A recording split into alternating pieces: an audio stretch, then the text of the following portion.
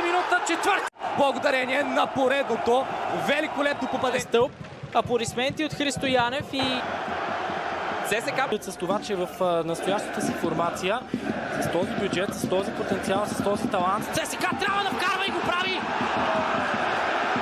Трета минута, Джеймс Ето с фамозно попадение във вратата на Славия.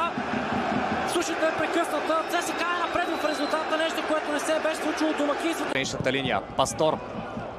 За Джеймс Ето, удар на Джеймс Ето, великолепно попадение! 34-та минута, ЦСКА удвоява своя аванс. Бива шанс обаче за Чорбаджийски, той пада на тревата. Джеймс Ето, гол! 96-та минута, четвърти удар на Джеймс Ето се превръща в попадение. И то вероятно в победно такова. Когато носиш след тях ще бъде вечна. И утре винаги има нов шанс. За ЦСКА шанс е свързан с Леандро Годой, 2 на 2.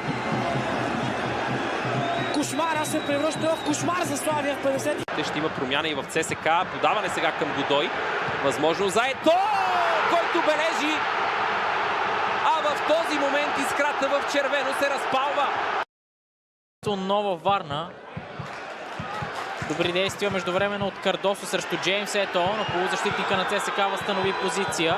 Изглеждаше чисто отнета топката, след това е хубаво подаване. Това е възможно за ЦСКА, 1-0 за армейците.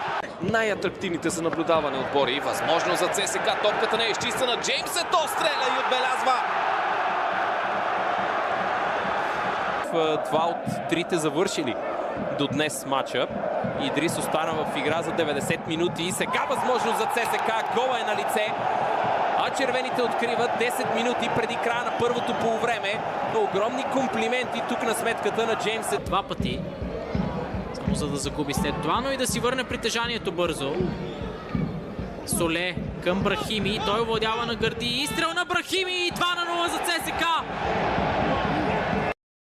Получава Спас Делев, остана на фланга. Максе Бонг обаче прати топката в краката на Джеймс. Ейта е вдясно.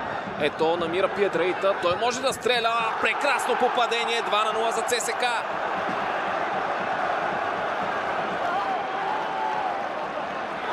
Още един гол шедьовър от Алехандро Пиедраита. ЦСКА няколко крачки от топката остана Йоанис Пита. След това Майкон се подхлъзна. Джеймс Ето технично комбинира с Пастор.